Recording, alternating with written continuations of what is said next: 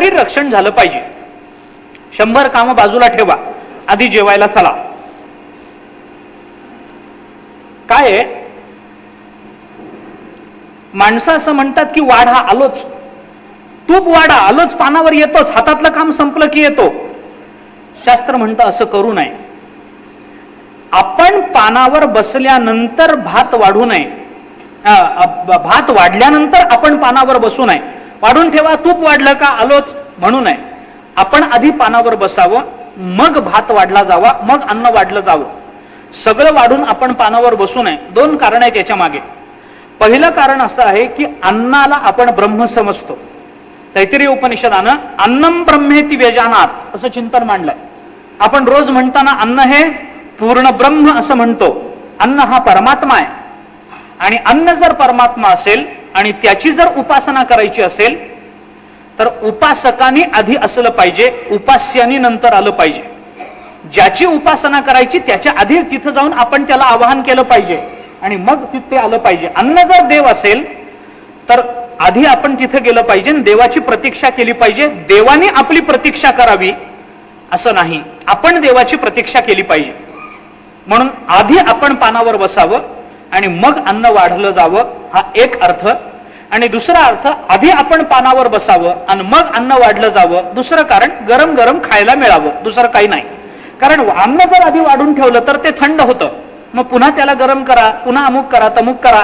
कारण अन्न जर थंड झालं तर ते अन्न तामसी बनत असतं. अन्नामध्ये तामस गुणाचा प्रादुर्भाव होत असतो. अन्न गरमच खाल्लं पाहिजे. 17व्या अध्यायाच्या मध्ये ज्ञानोबारांनी पुष्कळ याचा विचार केलाय, ते पाहून घ्या. कसं अन्न सात्विक आहे, कसं राजस आहे, कसं तामस आहे. ज्ञानेश्वरी वाचा, 17वा अध्याय काढून पाहून घ्या. सांगणं हा माझा आत्ता हेतू नाही. 100 गोष्टी बाजूला ठेवा, आधी जेवण करा. 1000 गोष्टी बाजूला ठेवा, आधी स्नान करा. सहस्त्रम स्नानम समाचरेत, सहस्त्र गोष्टी बाजूला ठेवा, आधी स्नान करा. 100चा त्याग करून जेवण आहे, 1000चा त्याग करून स्नान आहे. 1000चा त्याग करताना त्याच्यात जेवणही आलं बरं का. जेवण असेल तर तेही बाजूला ठेवा, पण आधी स्नान करा. याचा अर्थ स्नान करून जेवण करा, जेवण करून स्नान करा असा नाही. माणसं स्नान करायच्या आधीच कसं खाऊ शकतात, हे एक फार मोठं आश्चर्य आहे. स्नान नाही, कपाळाला गंध नाही, ज्ञानेश्वरी वाचणं नाही, हरिपाठ नाही, माणसं आधी खाण्याचा विचार करतात आणि मग स्नान नाही. काही नित्यनेम आविण अन्न खाये तो श्वान, तुकोबारांची भाषा अशी आहे. नित्यनेम न करता अन्न खाणं म्हणजे कुत्र्याचा गुण झाला. कुत्र्यासमोर भाकरी टाकली तर कुत्र म्हणेल काय, माझं स्नान व्हायचंय म्हणून, आणि माणूसही म्हणत नसेल तर काय फरक आहे. आधी स्नान केलं पाहिजे, नित्यनेम आवरला पाहिजे आणि मगच अन्नाचं सेवन झालं पाहिजे. सहस्त्रम स्नानम समाचरेत, 1000 गोष्टीचा त्याग करा, स्नान करा. लक्षम विहाय दातव्यम, 100चा त्याग करा, जेवण करा. 1000चा त्याग करा, स्नान करा. 1,00,000 गोष्टीचा त्याग करा, आधी दान करा. दातव्यम, लक्षम विहाय दातव्यम, 1,00,000 गोष्टीचा त्याग करा. त्या 1,00,000मध्ये स्नानही आलं आणि जेवणही आलं. जेवण करायचंय, बाजूला ठेवा, आधी दान करा. स्नान व्हायचं राहिलंय, बाजूला ठेवा, आधी दान करा. फरक पडत नाही, स्नानाच्या आधी दान केलं तरी चालतं. कारण तो जर काळ निघून गेला आणि अंतःकरणातली दातृत्वाची भावना जर बदलली तर स्नानासाठी थांबून राहिल्यामुळं तुम्हाला दानाचं पुण्यही पदरात पडणार नाही. दान करताना काही वेळेला स्नानादी कर्म पाहू नका. तो कर्ण दाढी करायला बसला होता, न्हावी त्याची दाढी करत होता आणि त्यावेळेला एक याचक आला. याचकाने कर्णाला काही मागितलं, याचना केली. कर्णाने इकडं तिकडं पाहिलं, तो अंग देशाचा राजा आहे. आता कर्णाची दाढी चालू म्हणजे तिथं पाणी ठेवलं, ते प्लास्टिकच्या वाटीत थोडंच असेल, सोन्याच्या वाटीत पाणी. कर्णाने इकडं तिकडं पाहिलं, काही नव्हतं. डाव्या हाताला ती सोन्याची वाटी होती पाण्याने भरलेली दाढीची. कर्णाने ती डाव्या हाताने उचलली आणि डाव्या हातानेच त्याला दान करून टाकली. तो याचक म्हणाला, अहो तुम्ही अशुद्ध अवस्थेमध्ये आहात, तुमची दाढी चालू आहे, याच्यानंतर तुमचं स्नान व्हायचं, त्याच्यानंतर मी दरबारात येतो, मी थांबायला तयार आहे, तुम्ही शुद्ध व्हा, मग मला दान करा. आणि तुम्ही दान करता ते डाव्या हाताने काय करता? उजव्या हाताने तरी दान करा निदान, डाव्या हाताने काय दान करता? डावा हात हा काही दानासारखा पुण्यकर्मा करता प्रशस्त मानला नाही. तुम्ही उजव्या हाताने दानासारखं पुण्यकर्म करा, उजव्या हाताने दान द्या. कर्णाने त्याला सांगितलं, बाबा रे, डाव्या हातातली वाटी उजव्या हातात घेईपर्यंत माझी बुद्धी बदलली तर काय करू? मला दानाचं पुण्य मिळणार नाही, आहे ते आत्ता घे. कोणत्याही अवस्थेमध्ये तुम्हाला दानासारखं पुण्यकर्म करता येतं. लक्ष्यम विहाय दातव्यम कोटीम त्यक्त्वा हरिम स्मरेत. शास्त्र सांगतं 100चा त्याग करा, जेवण करा, 1000चा त्याग करा, स्नान करा, लाख गोष्टीचा त्याग करा, दान करा आणि कोट्यावधी गोष्टीचा त्याग करा, पण आधी देवाचं नाव घ्या. आधी कोटीम त्यक्त्वा हरिम स्मरेत, कोट्यावधी गोष्टीचा त्याग करा, पण आधी देवाचं नामस्मरण करा. त्याच्यामध्ये स्नानही आलं, त्याच्यामध्ये जेवणही आलं, त्याच्यामध्ये दानही आलं. या सगळ्या गोष्टी बाजूला ठेवा, पण सर्वात पहिल्यांदा आद्य कर्तव्य म्हणून जर काही असेल तर परमात्म्याचं चिंतन करा. हे सगळं सांगायचा आपला मूळ मुद्दा कुठं सुरू झालाय? गुरु जर आतेताई असेल तर त्याची आज्ञा प्रमाण मानू नये. बळीच्या बाबतीमध्ये लक्ष्यम विहाय दातव्यम, बळीनं सांगितलं लाख गोष्टीचा त्याग करतो, पण आधी दानाचं पुण्यकर्म पदरात पाडून घेतो. बळी गेला. मुद्दा हा आहे की गुरुची आज्ञा सर्वात महत्वाची मानली पाहिजे. विठ्ठल पंतांनी गुरुची आज्ञा मानली. विठ्ठल पंत परत आले. परत आल्यानंतर आईसाहेबांचा पुन्हा स्वीकार झाला. त्यानंतर गृहस्थी जीवन त्यांचं सुरू झालं. तत्कालीन धर्म मार्तंडांच्या डोळ्याला हे खुपायला लागलं, बुद्धीला हे पटेना. धर्मशास्त्राचा विचार करणाऱ्या मंडळींना धर्मशास्त्र हे प्रमाण असतं हे सगळ्यांना पटण्यासारखं आहे, त्यांनाही ते पटतं. पण काही वेळेला त्याच्या अपवादाचं मर्यादित चिंतन करत असताना कुठल्या गोष्टीचा अपवाद, कुठल्या गोष्टीच्या कोणत्या मर्यादा आहेत याचा समष्टी कल्याणाचा विचार करता आला पाहिजे. धर्मशास्त्राचं चिंतन करताना या गोष्टी आपण प्रकर्षानं पाहिल्या पाहिजेत. मानवी जीवनाच्या उद्धाराकरता धर्मशास्त्र हे सर्वात प्रबल प्रमाणे, याच्यात वादच नाही. प्रत्यक्षापेक्षा सुद्धा आचार्यांनी वेदाला, शब्दाला प्राधान्य दिलंय, याच्यात वाद नाही. प्रत्यक्ष आणि शब्द याच्यात जर अंतर पडलं तर आचार्य म्हणतात शब्द प्रमाण असणाऱ्या वेदाला आम्ही प्रामाण्य देऊ, प्रत्यक्षाला आम्ही प्रामाण्य देणार नाही. प्रत्यक्ष हे प्रबल प्रमाण असूनही आचार्याने शब्द प्रमाणाला प्राधान्य दिलंय. आचार्याने एका ठिकाणी चिंतन केलंय की जर मला उद्या वेदाने असं सांगितलं की अग्नी शीतल असतो, तर मी डोळे झाकून हे मान्य करेन की अग्नी शीतल असतो. अरे पण इतके वर्ष तुम्हाला प्रत्यक्ष काय, अग्नी हा उष्ण आहे, अग्नी हा चटका देणारा आहे, आमचं प्रत्यक्ष हे आहे. पण जर वेदाने असं सांगितलं की अग्नी हा शीतल असतो, तर आचार्य म्हणतात मला प्राप्त झालेलं प्रत्यक्ष बाजूला ठेवून मी अग्नी हा शीतल असतो हे मान्य करेन. पण पुढे आचार्याने खुलासा असं केलाय की पण वेद असं चुकीचं कधीही सांगणार नाही. हा पुढचा खुलासा स्वतंत्र आहे. पण तरी देखील शास्त्राचं प्रमाण, वेदाचं प्रमाण, धर्मशास्त्राचं प्रमाण हे सगळ्यात प्रबल प्रमाण आहे. कारण प्रत्यक्ष हे इंद्रियजन्य ज्ञान आहे आणि आमची इंद्रिय आम्हाला जेवढी फसवतात, वैकुंठवासी गुरुवर्य रंगनाथ गुरुजी असं म्हणायचे की आमची इंद्रिय आम्हाला जेवढं फसवतात तेवढं आमचा जावई सुद्धा आम्हाला फसवत नाही म्हणे. गुरुजी म्हणायचे इतके आमची इंद्रिय आम्हाला चुकीचं दाखवून फसवतात, इतकं चुकीची परिस्थिती आमच्या डोळ्यासमोर निर्माण करतात. म्हणून प्रत्यक्षाला जी मर्यादा आहे ती शब्दाला नाही. तो शब्द कोणता असावा याच्या संबंधानं मीमांसा होऊ शकते. वेद प्रामाण्य हे प्रबल प्रामाण्य आहे, शास्त्र प्रामाण्य प्रबल प्रामाण्य आहे, धर्मशास्त्राचं प्रामाण्य हे प्रत्यक्षापेक्षा प्रबल आहे असं शास्त्राचं चिंतन आहे. पण या प्रबल प्रमाणाचा विचार करत असतानाही समष्टी कल्याणाचा विचार करून काही गोष्टी आपल्याला मान्य कराव्या लागतात. तत्कालीन धर्म मार्तंडांना हे रुचलं नाही की संन्यासाश्रमातून हा उलटा आला कसा, गृहस्थाश्रमात आला कसा. गुरु तयार होत नाही. कारण गुरु या संबंधानं ज्या भावना माणसाच्या अंतःकरणामध्ये आहेत त्या भावना फार वेगळ्या आहेत. आणि गुरुच्या संबंधानं ज्ञानोबारायांनी जे केलेलं चिंतन, शास्त्राली केलेलं जे चिंतन आहे ते स्वतंत्र चिंतन आहे. यांना पटेना. यांनी विठ्ठल पंतांना रुक्मिणी मातेला वाळीत टाकून दिलं. त्यानंतर निवृत्तीनाथ महाराजांचा अवतार झाला. 2 वर्षानंतर ज्ञानोबारायांचा अवतार झाला. 2 वर्षानंतर सोपान काकांचा अवतार झाला आणि त्याच्यानंतर 2 वर्षानंतर मुक्ताबाईचा अवतार झाला. एक एक रत्न यांच्या पोटी जन्माला आली. परमात्माच यांच्या पोटी अवताराला आले. अवतार पांडुरंग नाव ठेविले ज्ञानी. परमात्माच यांच्या रूपाने प्रकट झाले. निवृत्तीनाथ महाराज, ज्ञानोबाराय, सोपान काका आणि चितकला मुक्ताबाई या सर्वांचा अवतार यांच्या पोटी झाला. तत्कालीन धर्म मार्तंडांना हे रुचलं नाही, वाळीत टाकल्या गेलं. काय करावं हा प्रश्न निर्माण झाला. आम्हाला वाळीत टाकू नये अशी विठ्ठलपंतांची अपेक्षा. काय करावं कळेना. धर्मपंडितांची सभा बोलावली. काही निर्णय झाला पाहिजे, शुद्ध करून घेतलं पाहिजे, शुद्धीपत्रक मिळालं पाहिजे, या दृष्टीनं सभेसमोर प्रश्न मांडला. त्या काळातल्या विद्वानांनी विचार मंथन करून एक निर्णय दिला की जर तुम्हाला शुद्ध व्हायचं असेल तर एकच मार्ग आहे आणि तो म्हणजे देहांत प्रायश्चित्त. एवढं एकच प्रायश्चित्त आहे. आपल्याकडून कळत अथवा नकळतपणाने झालेल्या पापाला शास्त्रांनी काही प्रायश्चित्त दिलेली आहे. प्रश्न हा आहे, पापाला प्रायश्चित्त असतं, गुरु आज्ञाचं पालन करणं हे पापात कुठल्याही अंगानं बसत नाही. विठ्ठलपंतांनी गुरुआज्ञेचं पालन केलं. गुरुआज्ञेचं पालन करणं हे कलम कोणत्याही पापात बसत नाही. पापातही काही प्रकार आहेत. पाप वेगळं, महापाप वेगळं, अतिपातक म्हणून आहे ते वेगळं. प्रत्येकाच्या काही मर्यादा आहेत.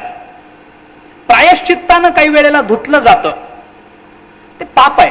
किरकोळ प्रायश्चित्तानं धुतलं जातं. पाप केलं, गंगेमध्ये स्नान करून आला, पुण्य झालं, ठीक आहे, पाप धुतल्या गेलं. गंगेच्या स्नानानं पाप धुता येतं हे कळाल्यापासून लोक पाप करून गंगेत स्नानाला जायला लागले. कारण माहितीये कसंही पाप केलं तरी गंगा धुवून टाकते. असं नाही. नकळतपणे झालेल्या पापाला गंगेच्या स्नानानं धुता येतं, ठीक आहे, नकळतपणाने. आपल्याकडून कळत नकळत हजारो पाप होतात, पण गंगेच्या स्नानानं पाप धुतल्या जातं म्हणून मुद्दाम पाप करणं याला मात्र प्रायश्चित्त नाही. नकळतपणे घडलेल्या पापाला प्रायश्चित्त असतं, हेतुतः केलेल्या पापाला प्रायश्चित्त नाही. चुकीनं एखाद्याला काहीतरी आपण हात फिरवताना, एखाद्या वेळेला काही करताना चुकीनं एखाद्याला वर्मी घाव बसला, चुकीनं एखादा गेला, प्रायश्चित्त आहे. पण मुद्दाम एखाद्याच्या पोटात सुरा खुपसून त्याचा खून करणं याला प्रायश्चित्त नाही. हेतुतः केलेल्या पापाला प्रायश्चित्त नाही. नकळतपणाने अनाहुतपणे घडलेल्या पापाला प्रायश्चित्त आहे. महापाप वेगळं, अतिपाप वेगळं. सगळ्यात मोठं अतिपाप, ज्याच्या निवृत्ती करता कोणतंही प्रायश्चित्त नाही, जे फक्त भोगूनच संपवावं लागतं, ते अतिपाप. त्या अतिपातकामध्ये अनेक गोष्टी आल्या. गर्भपात हे अतिपातक म्हणून सांगितलंय, याला काहीही प्रायश्चित्त नाही, ते भोगावंच लागतं. आत्महत्या करणं हे अतिपातक म्हणून सांगितलंय, भोगावंच लागतं. गुरुपत्नी गमन हे अतिपातक म्हणून सांगितलं, भोगावंच लागतं, याला कोणतीही प्रायश्चित्त नाही. अतिपातकामध्ये 5 प्रकारच्या पापांचा विचार, मला ते सगळं सांगायचं नाही. प्रायश्चित्त हे पातकाला असतं आणि गुरु आज्ञेचं पालन करणं हे कोणत्याही पापात बसत नाही. तरी विठ्ठलपंतांना प्रायश्चित्त सांगण्यात आलं, देहांत प्रायश्चित्त. काय करावं? देहांत प्रायश्चित्त म्हणजे धर्म मार्गानं आपला देह संपवून टाकायचा. काय करावं, कसं करावं?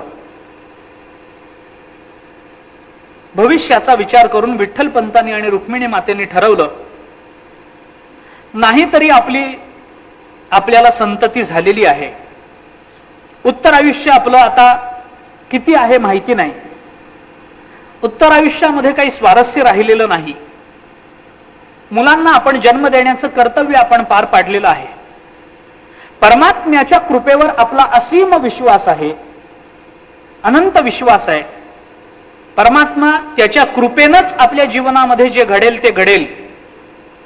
वृक्षाचे पान हले त्याची सत्ता असेल तर आपली मुलं त्याच्या कृपेनं मोठी होतील. त्याची कृपा हा सर्वात मोठा भाव, सर्वात मोठा विश्वास दोघांच्या अंतःकरणामध्ये.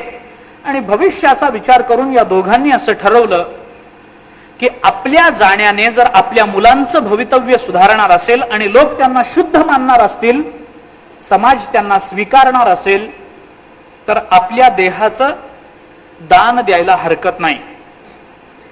एके दिवशी पहाटे या दोघांनी ठरवून इंद्रायणीला आपला देह समर्पण केला. पण त्या काळातल्या पंडितांनी जो शब्द दिला होता त्या शब्दाला त्या काळातले पंडितही जागले नाही. देहांत प्रायश्चित्त हा एकमेव उपाय सांगणारी मंडळी देहांत प्रायश्चित्तानंतरही विठ्ठलपंतांच्या परिवाराला शुद्धीपत्रक द्यायला कबूल होईना. आणि एकदा वाळीत टाकल्यानंतर या कुटुंबाला आई वडिलांच्या देहांत प्रायश्चित्तानंतरही वाळीतच राहण्याचं दुःख भोगावं लागलं. कोणी जवळ करेना. आई वडील तर निघून गेलेले, मात्या पित्याचं छत्र हरपलेलं. शास्त्रांनी असं चिंतन केलंय, पित्याचं छत्र हरपलं एवढं काही वाटत नाही, पण मातेचं छत्र गेलं तर मग मात्र सर्वस्व गेलं असं समजावं.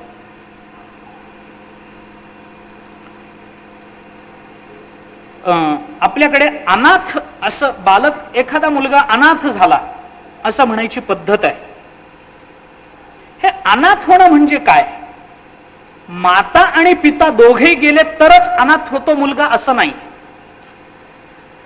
वडील गेले पण माता राहिली तर मुलगा अनाथ नाही, पण वडील राहिले आणि माता गेली तर मात्र मुलगा अनाथ आहे असं शास्त्र सांगतं. मात्र लाभे सनाथत्वम अनाथत्वम विपर्यये योगवासिष्ठामध्ये आलेलं चिंतन आहे. योगवासिष्ठ असं सांगतं, मातृलाभे सनाथत्वम, आई असेल तरच ते मूल सनाथ आहे. अनाथत्वम विपर्यये, माता जर गेली तर मग मात्र पिता असूनही त्या मुलाला अनाथच म्हटलं पाहिजे. सांभाळणारा पिता असूनही तो मुलगा त्यावेळेला अनाथ होतो, पण पिता गेला आणि माता जर राहिली तर तो मुलगा अनाथ होत नाही. जगद्गुरु शंकराचार्यांच्या नंतर आई, पित्याच्या निधनानंतर आई राहिली. आचार्य सनाथच आहेत, पण ज्ञानोबारायांना मात्र आई आणि वडील एकाच वेळेला गेले, अनाथत्व आलं. पण जगाच्या दृष्टीने अनाथ झालेले ज्ञानोबाराय सगळ्या जगाचे नाथ होतात, हा त्यांच्या स्वभावातला सगळ्यात मोठा गुण आहे. कवळ्या वयामध्ये आई वडिलांचं जाणं आहे. ज्ञानोबारायांचं वय 12 वर्षाचं आहे. निवृत्तीनाथ महाराज 14 वर्षाचे आहेत, सोपान काका 10 वर्षाचे आहेत आणि मुक्ताबाई केवळ 8 वर्षाची आहे. सकाळी उठले, चौघही भावंड सकाळी उठली, आईही दिसेना वडीलही दिसेना. येतील, इकडे तिकडे गेले असतील, येतील, किती वेळ वाट बघायची. आई नाही, वडील नाही. लक्षात आलं आई वडिलांनी देहांत प्रायश्चित्त घेतलं. आता कुणाच्या तोंडाकडे बघायचं? समाज जवळ करत नाही. ज्यांनी पोटाशी घ्यावं त्या आई वडील एकटं सोडून निघून गेलेले, कुणी जवळ घ्यायला तयार नाही, भाकर तुकडा खाऊ घालायला तयार नाही. उलट संन्याशाची पोरं म्हणून जेवढी अवहेलना ज्ञानोबारायदिक भावंडांनी सहन केली तेवढा अपमान कोणत्याही संतांच्याही वाट्याला आलेला नाही. एवढी अवहेलना समाजाकडून ज्ञानोबारायांनी सहन केली. तत्कालीन वर्णाचा विचार करत असताना गोरोबा काका चोखोबारायांना जेवढी अवहेलना सहन करावी लागली नाही त्याच्यापेक्षा कैक पटीनं जास्त अवहेलना ज्ञानोबारायांनी सहन केली. शुद्धीचा विचार नाही, शुद्धीपत्रकाचा विचार नाही, कोण शुद्ध म्हणायला तयार नाही, पण त्याच्यासाठी आई वडिलांचं दान मात्र यांना द्यावं लागेल. काय करायचं? पुढचा मार्ग काय? पुढचं जीवन कसं जगायचं? याचा विचार करत असताना जीवन तर जगावं लागणार आहे. ठेविले अनंते तैसेच राहावे, चित्ती असू द्यावे समाधान. या न्यायाप्रमाणे या भावंडांचं जीवन सुरू झालं. भिक्षा मागून उदरनिर्वाह करणं क्रमप्राप्त होतं. त्या काळामध्ये भोजलिंग काका नावाचे एक सत्पुरुष, त्यांनी ज्ञानोबारायदिक भावंडांचा सांभाळ केला. वडीलधारी मंडळी घरात नसली तर त्या घराला काहीही अर्थ नसतो. सभेमध्ये वृद्ध नसतील तर ती सभा काही कामाची नाही असं महाभारत बोलतं. रामायणातही हाच श्लोक आलाय. सीतेच्या संबंधानं ज्या वेळेला राज दरबारामध्ये रावणाच्या सभेमध्ये ज्या वेळेला विषय चर्चिला गेला, त्यावेळेला माल्यवान नावाचा रावणाचा मातामह होता. त्याने रावणाला समजावलं की हे करणं उचित नाही, सीता पळवून आणली, बरोबर झालं नाही. त्यावेळेला त्या म्हाताऱ्या माणसाला रावणाने हाकलून दिलं सभेतून. आणि त्यावेळेला जाताना त्या माल्यवानाने रावणाला सांगितलं की ज्या सभेमध्ये म्हातारा मनुष्य समजवायला नसतो त्या सभेला काहीही अर्थ नसतो आणि ती सभा त्या राज्याच्या नाशाला कारण ठरत असते. हाच श्लोक संजयाच्या तोंडामध्ये महाभारतामध्ये आलाय. ज्या वेळेला द्रोणाचार्यांचं भीष्माचार्यांचं मत दुर्योधनाने स्वीकारलं नाही, त्यावेळेला हेच मत संजयाने मांडलं. घरामध्ये म्हातारी माणसं नसतील तर त्या घराला घरपण येत नाही. दुर्दैवानं म्हाताऱ्या माणसांसाठी आज घर राहिलं नाही. म्हाताऱ्यांना कोणी घरात ठेवायला तयार नाही. त्याच्यासाठी वृद्धाश्रम नावाची एक योजना नव्या काळामध्ये सुरू झाली. मला फार गंमत वाटते या वृद्धाश्रमाची. सगळ्यात मोठं आश्चर्य हे आहे की या वृद्धाश्रमाचं नावही मातोश्री असतं. केवढं आश्चर्य आहे. आई म्हणायचं, आईला मात्र घरातून हाकलून तिथं ठेवायचं नाही. महाभारताने असा विचार मांडला. योगवासिष्ठात तर स्पष्ट म्हटलंय, आपल्याला जर बुद्धी चांगली मिळावी असं वाटत असेल, बुद्धिमान व्हावं असं जर वाटत असेल, तर त्याच्यासाठी एक उपाय अभ्यासा व्यतिरिक्त शास्त्राने आपल्याला सांगितलाय. योग वसिष्ठांनी असं चिंतन केलंय, तुम्हाला जर बुद्धिमान व्हावं वाटत असेल तर आम्ही तुम्हाला उपाय सांगतो. काय करा? वृद्धांची सेवा करणं हेच बुद्धी प्राप्त करून घेण्याचा सर्वात चांगला उपाय आहे. बुद्धिमान वृद्ध सेवया. योग वसिष्ठ असं चिंतन करतो. वृद्धांची सेवा करण्याने बुद्धी चांगली मिळत असते. त्यांच्या कृपेनेच बुद्धी चांगली मिळते. बुद्धिमान वृद्ध सेवया. वृद्धाची सेवा करूनच बुद्धिमान होता येतं. रामाला उपदेश करताना वसिष्ठ मुनी सांगतात, बुद्धिमान वृद्ध सेवया. वृद्धांची सेवा केली पाहिजे. ज्या घरामध्ये वृद्ध नाहीत, प्रगल्भ विचार देणारी मंडळी नाहीत, पोक्त विचाराची मंडळी नाहीत, ते घर घर म्हणण्याच्या योग्यतेचं नाही. भोजलिंग काका नावाचे एक गृहस्थ सुतार यांनी ज्ञानोबाराधिक भावंडांचा काही काळ सांभाळ केला. माऊलीच्या मंदिरामध्ये आळंदीला भोजलिंग काकाची समाधी आहे. आपल्याला कदाचित याची जाणीवही नसेल. आपण जातो, माऊलींच्या समाधीचं दर्शन घेतो, प्रदक्षिणा पूर्ण करतो आणि समाध झालं. पण ज्ञानोबारायांना ज्या वेळेला कोणीही नव्हतं त्यावेळेला त्या भावंडांचा सांभाळ करणाऱ्या भोजलिंग काकाच्या समाधीचं मात्र आपण दर्शन घेत नाही. घेतलं पाहिजे. भोजलिंग काकाची समाधी माऊलींच्या मंदिरातच आहे. त्याच्यावर कोरलेलंही आहे की यांनी या भावंडांचा सांभाळ केला असं कोरलेलंही त्या समाधीवर आहे. जवळ कधी गेलात याच्यानंतर तर अवश्य जाऊन दर्शन घेऊन या. ज्ञानोबारायांच्या वाट्याला अवहेलना आली. निवृत्तीनाथ महाराज म्हणजे काय? शांती ब्रह्म. निवृत्तीनाथ महाराज म्हणजे काय? मर्यादा पुरुषोत्तम. कशाच काही नाही. स्वानंदामध्ये मग्न असणारे निवृत्तीनाथ महाराज. कारण ज्या वेळेला त्यांचे वडील होते त्याच वेळेला निवृत्तीनाथ महाराजांना गुरुपदेश झालेला आहे. गहिनीनाथांकडून गुरुपदेश त्याच काळामध्ये झाला आणि गुरुपदेशामुळे त्यांचं जीवन जे बदलून गेलं ते स्वानंदामध्ये मग्न असणाऱ्या निवृत्तीनाथ महाराजांना कशाच काही नाही. ज्ञानोबारायांना भिक्षा मागायला जावं लागायचं.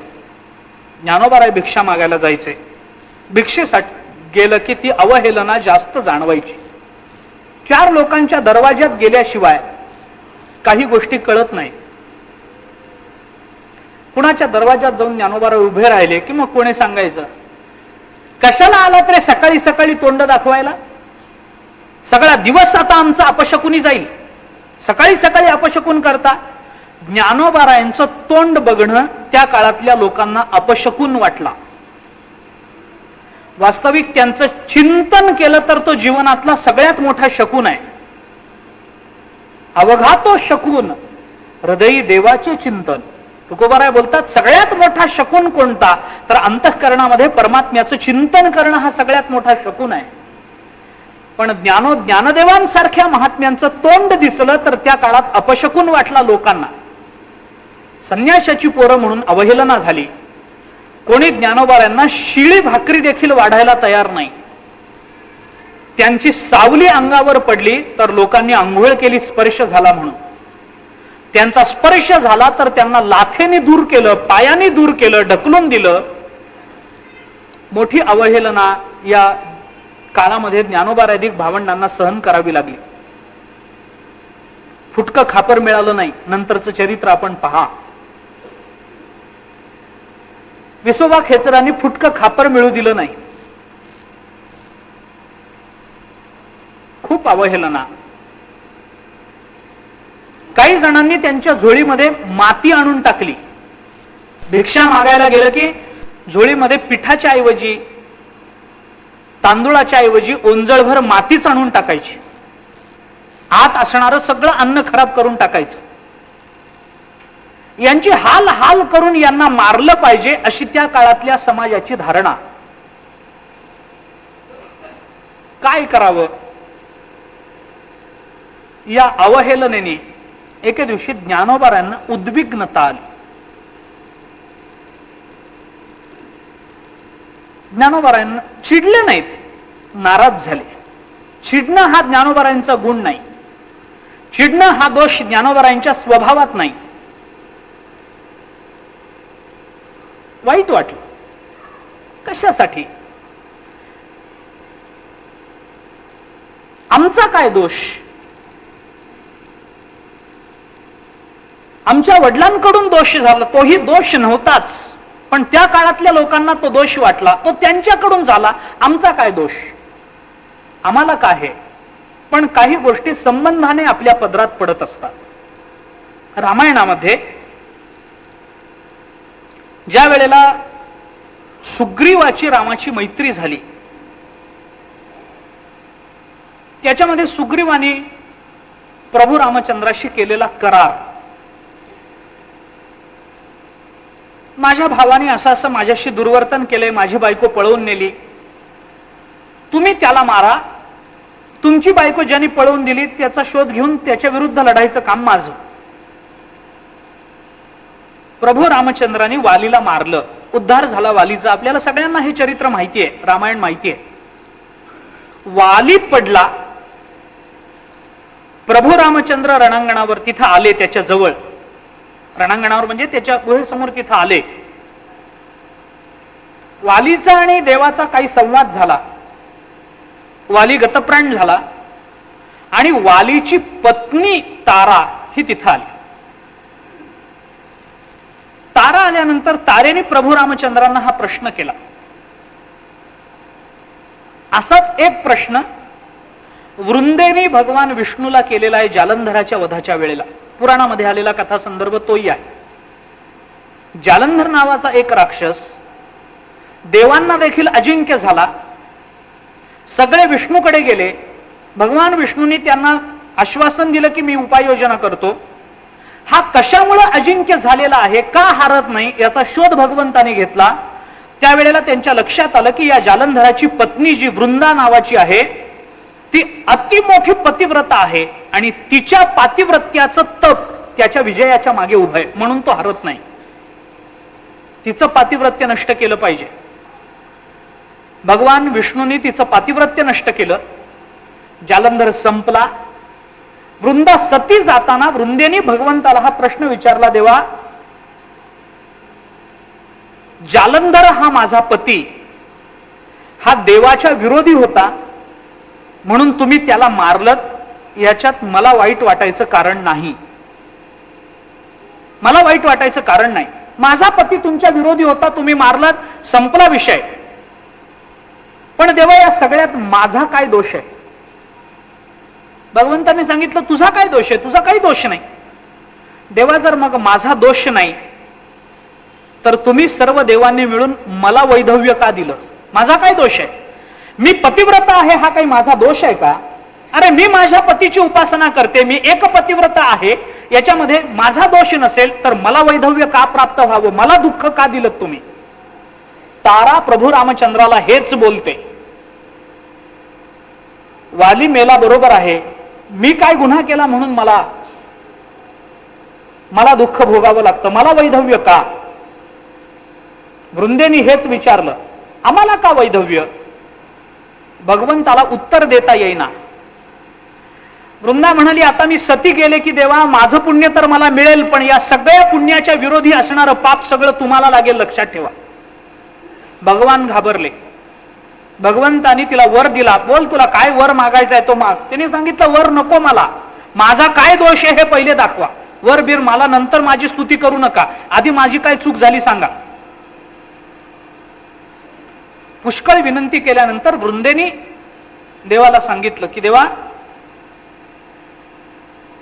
तुम्हाला वर द्यायचा आहे, झालं संपलं, जे माझ्या प्रारब्धात होतं ते मला भोगावं लागेल, याच्यात वाद नाही.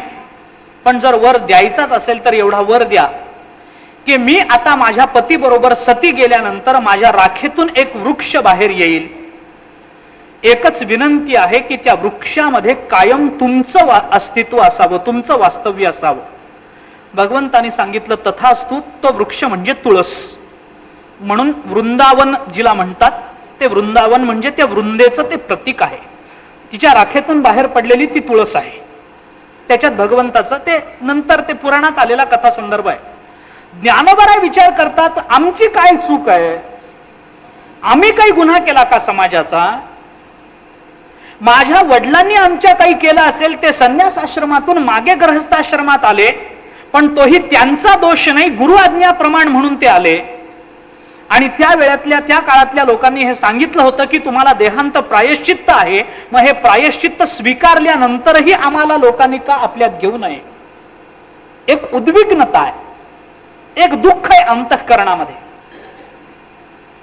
ज्ञानोबा नाराज झाले. वाहिल्या उद्वेग दुःखची केवळ, भोगणे ते फळ संचिताचे. काय करायचं? अत्यंत उद्विग्नता अंतःकरणामध्ये निर्माण झाली. समाज जवळ येऊ देत नाही, समाजाच्या संबंधानं काही करता येत नाही, अंतःकरणातल्या भावना प्रकट करता येत नाही. ऐकून घेणारं कोणी ऐकून घ्यायला तयार नाही. ज्यांच्या समोर आपल्या अंतःकरणातल्या वेदना मांडाव्यात ते जवळ येऊ द्यायला तयार नाहीत. आपलं तोंड दिसणं हा अपशकुन मानला जातो. आपली सावली अंगावर पडल्यानंतर जणू काही एखाद्या प्रेताला स्पर्श झाल्याप्रमाणेच लोक आंघोळ करतात. काय किंमत आहे आपल्या अस्तित्वाला? काय किंमत आहे आपल्या राहण्याला? कशासाठी आपण हे सगळं करायचं? समाजाप्रती आपल्या अंतःकरणामध्ये आपण काय भावना ठेवायच्या? कळेना. उद्विग्न झाले. समाजाच्या संबंधानं समष्टी दृष्टीनं काय कार्य करावं हे कळेना. घरात आले.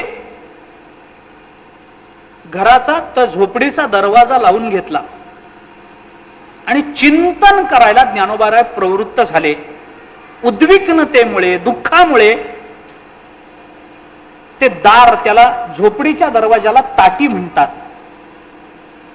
झोपडीचं जे दार असतं त्याला ताटी म्हणतात. म्हणायला ते दार असतं पण त्याच्यात ताकद काही नसते. धक्का दिला तरी ते पडू शकतं. गवताने बांधलेली ती झोपडी कोणी स्थान देत नाही, जवळ गावामध्ये राहू देत नाही म्हणून सिद्ध बेटावर आलेली ही मंडळी. काहीतरी राहायला पाहिजे म्हणून झोपडी बांधलेली. काहीतरी आश्रय पाहिजे, आसरा पाहिजे. अन्न, वस्त्र, निवारा या मानवाच्या मूलभूत गरजा सांगितल्या जातात. त्याच्यातला निवारा असला पाहिजे म्हणून ती झोपडी बांधलेली. आम्ही नेहमी असं सांगतो, ज्ञानबा तुकाराम करत करत बुवा महाराज 3-3 मजली घरं बांधतात, पण त्या ज्ञानोबारायांना झोपडी चांगली मिळाली नाही. त्यांच्या नावाने आज ऐश्वर्य भोगता येतं, त्यांना काहीही मिळालं नाही. नुसतं ज्ञानबा तुकाराम म्हणलं तर कोणी गोड जेवण वाढतं, त्यांना शिळी भाकरी कोणी वाढली नाही. त्यांच्याच नावाचा महिमा आज आहे, पण त्या काळामध्ये त्यांना मिळालं नाही. ज्ञानोबारायांनी दरवाजा लावून घेतला, कोंडून घेतलं स्वतःला. आत्मपरीक्षण असेल, उद्विग्नता असेल, दुःख असेल, पण ज्ञानोबाराय ज्या वेळेला त्या झोपडीतून बाहेर येईनात त्यावेळेला त्या ज्ञानोबारायांना त्या उद्विग्नतेतून, त्या दुःखातून बाहेर काढण्याकरता मुक्ताबाईने काही उपदेश केला. तो उपदेश म्हणजे ताटीचे अभंग आहे. ही सगळी पूर्वपीठिका त्या अभंगांच्या मागे आहे. ते ताटीचे अभंग आहेत. काही ठिकाणी ताटीचे अभंग क्षेपक समजले जातात. कारण म्हणणं असं आहे की ज्ञानोबाराय कधी कुणावर रागावणारच नाहीत. ज्ञानोबाराय म्हणजे सर्व सुखाची लहरी ज्ञानाबाई अलंकापुरी असं त्यांचं स्वरूप आहे. त्यांना जर दुःखाचा स्पर्शच नाही तर ज्ञानोबाराय दुःखी होतील, उद्विग्न होतील, रागावतील. आणि जे परमात्मा स्वरूपाला प्राप्त झालेले आहेत त्यांना आत्मपरीक्षण करण्याची गरजच नाही, म्हणून हा प्रसंगच ज्ञानोबारायांच्या जीवनात आला नाही. म्हणून ताटीचे अभंग या कल्पित अभंग आहेत. कोणीतरी मुक्ताबाईच्या नावावर खपवलेले अभंग म्हणून क्षेपक समजा, असं काही लोकांचं म्हणणं आहे. पण संप्रदायाने मात्र हे अभंग प्रमाण मानले. संप्रदायामध्ये हे अभंग प्रमाण मानले. ज्ञानोबाराय वयानं मोठे, ज्ञानोबाराय विचारानं प्रगल्भ, सगळ्या जगाला पोटात घेण्याचं ज्यांचं सामर्थ्य ते ज्ञानोबाराय, सगळ्या जगाला उद्विग्नतेतून आणि दुःखातून बाहेर काढण्याचं त्यांचं सामर्थ्य, असं असूनही ज्ञानोबाराय उद्विग्न होतात. काय कारण आहे? संतांनी केलेल्या क्रिया या वरपांगी जशा दिसतात तशा आतून असतातच असं समजायचं कारण नाही. असं समजायचं कारण नाही. संत महात्मा कसाही वागू शकतो. त्याच्या वागण्याला तसं बंधन नाही कशाचं.